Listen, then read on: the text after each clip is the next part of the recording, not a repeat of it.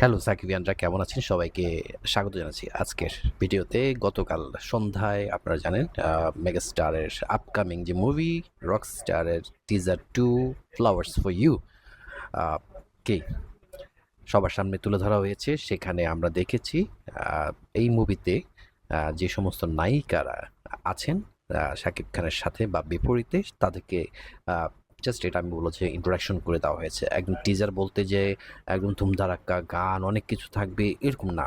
Just তাদের কিছু glimpse দেখানো হয়েছে। সো এটা নিয়ে আমার কিছু কথা, এই কথাগুলো যদি একটু বলি। প্রথমে আসি আমাদের যে ডিওপি আব্দুল ভাই, ওনার কাজগুলো না একদম মনে রাখার মতো কাজটা হয়েছে। আমরা জানি এই সময় সবাই ওনাকে খুব পছন্দ করেন, ওনার কাজগুলো।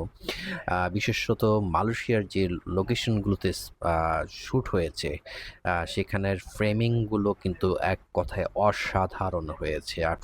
যা বলছিলাম সেখানে কিন্তু তাকে দারুণভাবে তুলে ধরা হয়েছে এবং তাকে দেখার মতোই লাগছে এবং ওনার অ্যাপিয়ারেন্সটা কিন্তু ভাই একটু চোখে পড়ার মতো। আমার মনে হচ্ছে উনি নজর কাড়বেন ওনার অভিনয় দিয়ে।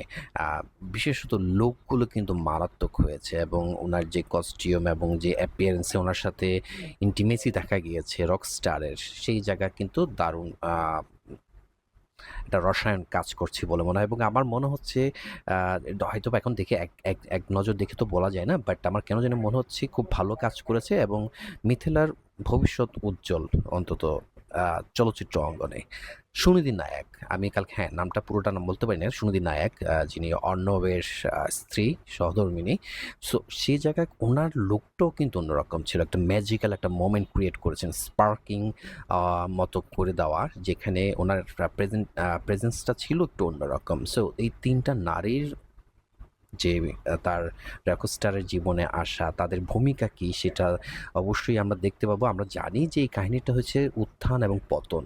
আ একজন রকস্টারের জীবনে অনেকেই আসে, অনেক রকম উত্থান-পতন থাকে। তার একদম পিক টাইম এবং হচ্ছে আ পড়ে যাওয়ার মতো যে অবস্থা, সবগুলো নিয়েই কিন্তু এখানে কাজ করা হয়েছে, তুলে ধরার চেষ্টা করা হয়েছে। তো সেই জায়গাটা আমার মনে হচ্ছে ভালো হয়েছে।